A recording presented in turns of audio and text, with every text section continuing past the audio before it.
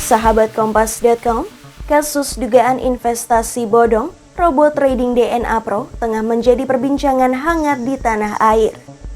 Pasalnya, polisi telah mengantongi sejumlah nama artis untuk diperiksa keterlibatannya terkait DNA Pro. DNA Pro merupakan sebuah platform yang menggunakan aplikasi robot trading yang dijual kepada para member. Platform ini menerapkan sistem penjualan langsung dengan skema Ponzi yang menawarkan keuntungan besar dalam waktu singkat. Selain itu, para member juga diwajibkan untuk merekrut anggota dengan iming-iming bonus dalam jumlah besar. Dengan cara kerja tersebut, kerugian akibat DNA Pro ditaksir mencapai 97 miliar rupiah.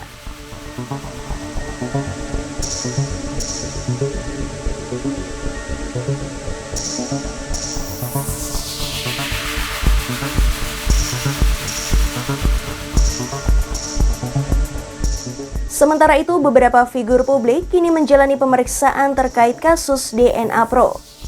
Penyidik Direktorat Tindak Pidana Ekonomi Khusus Bareskrim Polri memanggil mereka untuk diperiksa sebagai saksi. Salah satunya desainer Ivan Gunawan yang telah menjalani pemeriksaan pada Kamis 14 April 2022.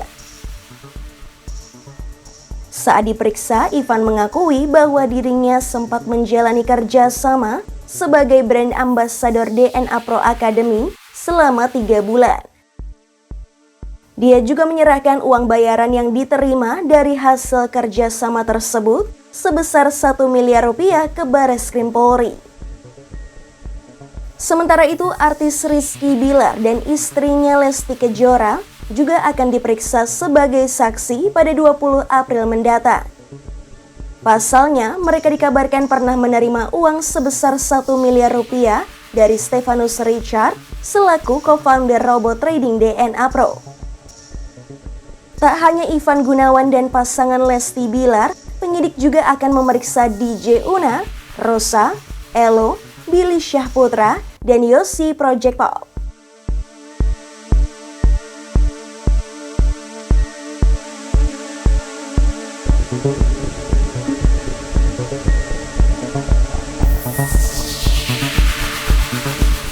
Di sisi lain, Kepala Departemen Penyidikan Sektor Jasa Keuangan Otoritas Jasa Keuangan, Tongam Lumban Tobing, buka suara terkait kasus investasi ilegal yang belakangan ini terjadi. Menurut dia, korban investasi ilegal rata-rata berpendidikan dan terbilang mapan secara ekonomi.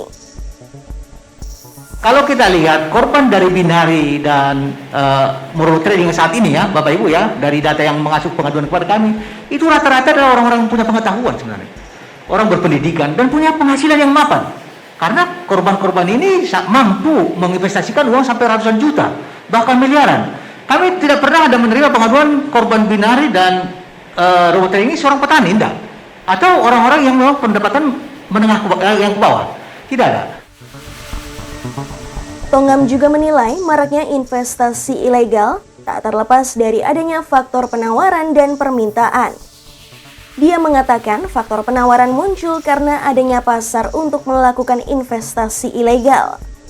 Sedangkan permintaan tak terlepas dari faktor literasi masyarakat yang cenderung rendah.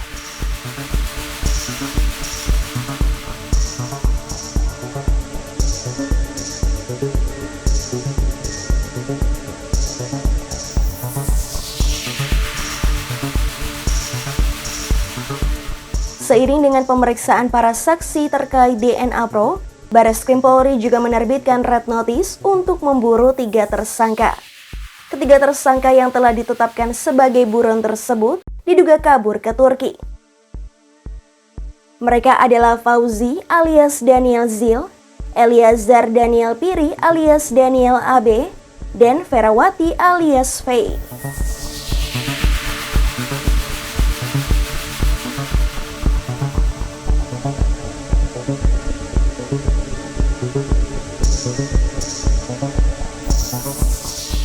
Selain 3 tersangka yang sedang diburu, total terdapat 12 tersangka yang telah ditetapkan polisi.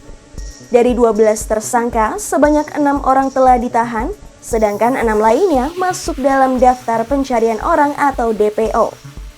6 orang tersangka yang telah ditahan polisi termasuk Jerry Gunandar dan Stefanus Richard atau Stephen Richard. Jerry merupakan founder tim Octopus dan Stefanus adalah co-foundernya.